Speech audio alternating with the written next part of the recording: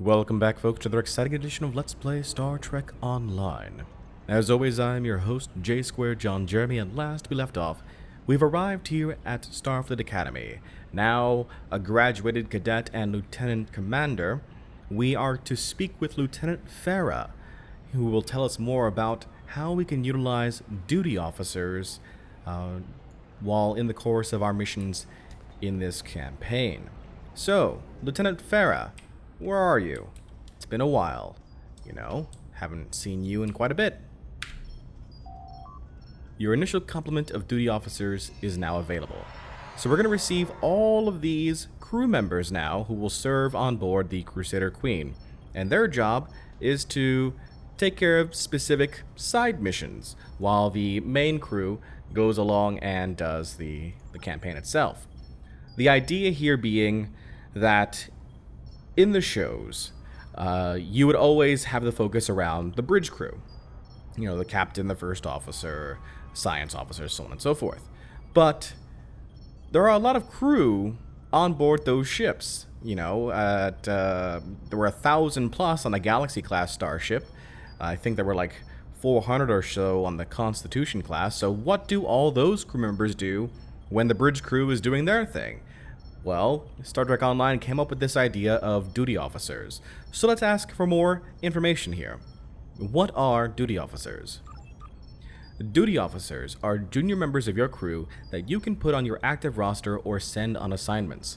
Placing a duty officer on your active roster will provide bonuses to various abilities. An ability's description text will update with any enhancements provided by a duty officer. Duty officers may also be sent on assignments. Assignments take an amount of real time to complete while you engage in other tasks. Placing higher quality duty officers onto an assignment will improve the chance for success. Completed assignments can garner you experience points, energy credits, items, buffs, commendation experience, and other rewards. So theoretically, if you wanted to, you could level up your character all the way to max level using just duty officers. Won't be fun, and you won't really be playing the game, but you could. How can I recruit special duty officers? Special duty officers can be recruited after you have earned sufficient diplomatic commendations. Successfully completing diplomatic duty officer assignments is an excellent way to earn commendation points. How do I earn fleet marks from duty officer assignments? If you have reached the maximum level in any commendation category, special assignments will be available to you. Those assignments will require commendation points, but they will reward you with fleet marks. In this way, you can spend commendation points that you have above the cap. Don't worry, if you can only receive these assignments if you have a surplus of commendation points. Your commendation level will never decrease. So let's take a look at our commendation records. Oh, that's not it. Exit. So if we open up here the now duty officer button, we can see that we have 20 open slots available for assignments. We have a complement available of, let's see, we have 20 officers currently. We have a total complement of 500 reserve officers. Now this I have in fact increased using the Z store. There is an option for duty officers to be able to increase up to a maximum of 500. I believe that the base is 100. I think that you can only have, if you don't spend any money, the maximum you can have on officers is 100. Now we've got a maximum of 500. And of these, we've got tactical, security, engineering, operations, science, medical, and civilian. Now, out of all these as well, note that there are a few that are green. These are uncommon duty officers, much like how the bridge officers can also be common, uncommon, rare. I don't think there can be any epic ones, but you can see we've got a couple of greens here on board. Now, as part of this process here, if we take a look at this at the Z store, I've got a couple of unlocks specifically for duty officers. So we're going to go ahead and grab those while we can. I believe, where would they be? We have the Delta Rising duty officers. Reclaim 3 very rare Delta Quadrant duty officers for every character on your account. I will claim those. And let's see here. I don't think I grabbed any other duty officers on this list here. Appearance, no. Boosts, no. Services, I don't believe there's anything there. Items. Duty officers. I do have... Oh, nope. Can't claim those. Legacy of Romulus duty officers. Okay. So that is that, I believe, of those potential claims. Now, I also, I believe, have something in my bank for duty officers. So what we need to do is we need to head over to the bank. My account bank, that is. And I forget if there is still a spot here in Starfleet Academy to do that. Before we do so, let's go ahead and just hail Starfleet for a new officer. We've got here a Jillian Energy Jorn. And I don't want to join. Don't join me now. Let's see. Looking for a bank now. If they don't have one here, we can always... Oh, there they are. Bank services. Excellent.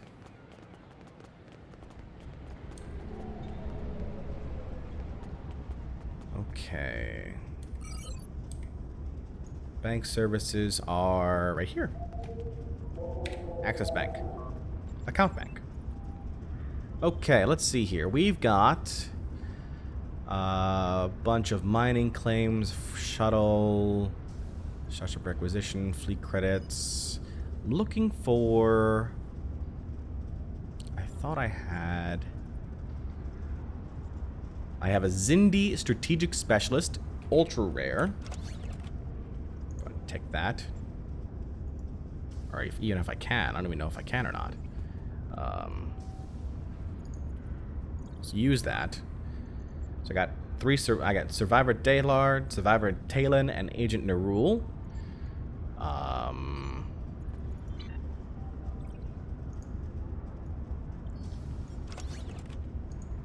can use this for a Xindi Strategic Specialist. Hurrah. See, I've also got Gamma Quadrant, Duty Officer Mini Pack. Use. Oh, there's a bunch. Open up those guys.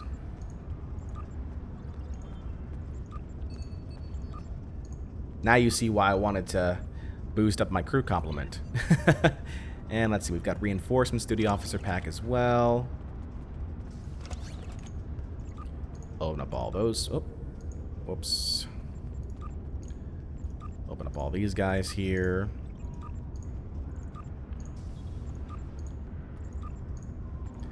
All right. I don't think there's any other crew members around here.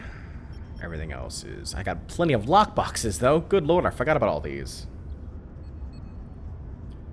Interesting. I think this is the ship that I got from the last lockbox. No, this is the Xindi Insectoid Olean Heavy Escort. That's the one I got when it was on camera. Okay. Cool, cool. Let me take a look at my regular bank, see if I have anything there. I don't. Okay. Alright, so we've got all those things now. Now we take a look at our crew again. We can see that we have a roster of 88. We've got we've got a purple there now. We've got some greens, another purple there. So we have bettered our crew with all these fellows here. And from that, we can now choose to do missions with them. So a diplomatic mission, for example, would be to attend a Katian diplomatic dinner. 1 mission out of 10. Takes 6 hours to complete. That's 6 hours of real time. And it requires at least 3 people. So if we wanted to, we can put on Hura, who is a diplomat. Obviously, it would make sense to have the diplomat be a part of this. Sign the slot there. The game has selected Hura, Agent Nerul, and Caitlin, and basically it gives you a risk factor. So 0% of a disaster occurring, 0% of failure occurring, 81% of success, 19% of a critical success. Now, if I was to change Catian with, let's say, Talon, you can see now there's a 2% chance of a disaster, 77% chance of success, and a 21% chance of a critical success. So there are pros and cons to changing up these people. So I'm okay with all this. Let's go ahead and begin that assignment. And in 6 hours in real time, we'll be able to find out exactly what happened with that. We can also entertain foreign dignitaries. In this case, 15% chance of critical success, 71% chance of regular success, 11% chance of failure, and 2% chance of disaster. Mostly because you don't have anybody who can do this slot here.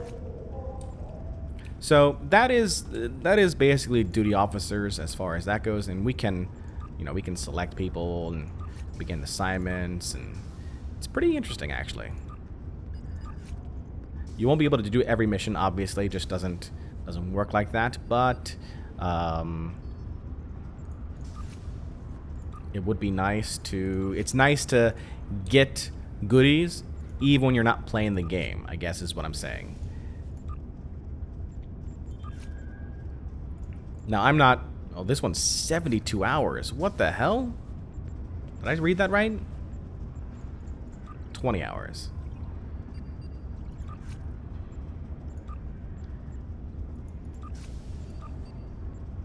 No one's a bot. Now this one is 72 hours. Approve an extended wilderness survival training program.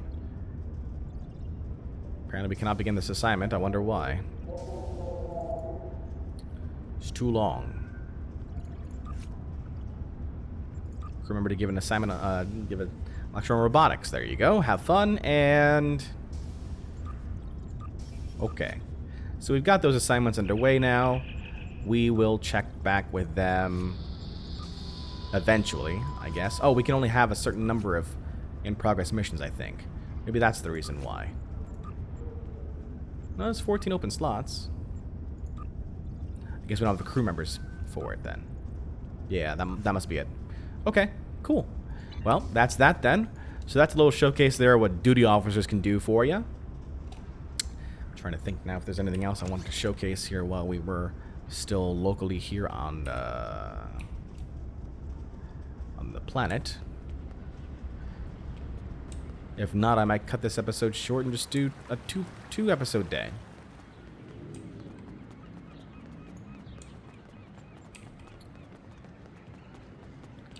Is there anything else I want? Oh, yes! We never talked about... I don't think we ever talked about dilithium. So, we've been getting dilithium through all of these missions that we've been doing. Right now we have 3,456 refined dilithium. And that's the key, refined dilithium. You get basically raw dilithium, and then the game refines it over the course of a timetable. I believe it's 24 hours, and there's a maximum of 800 dilithium refinement, I think. I'm not sure exactly. But with those, with this refined dilithium, you can purchase things. For example, you can purchase the lockbox of the period, which in this case is Sona lockboxes. You can buy them. You can buy batteries, items for your ship, combat modules, upgrades, EV suits for buying more, for getting more dilithium, hangar pets.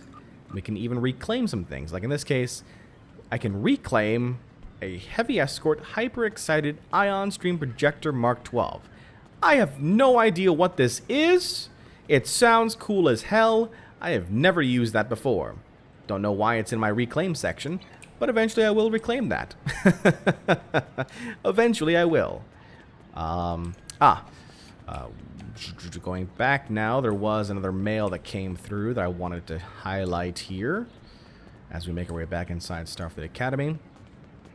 You can also purchase some skills here. So I've maxed out our tactical table here as a lieutenant.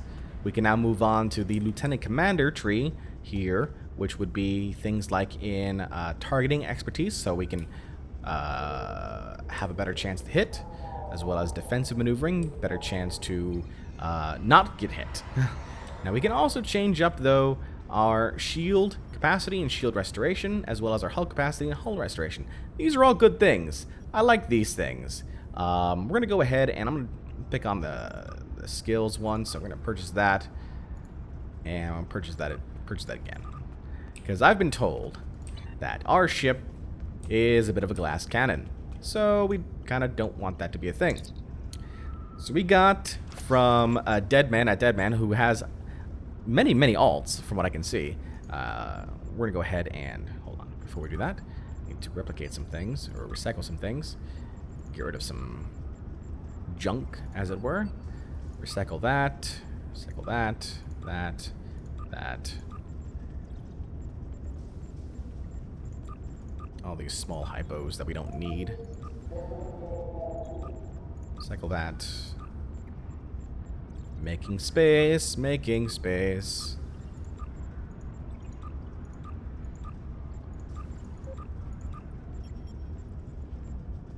Okay.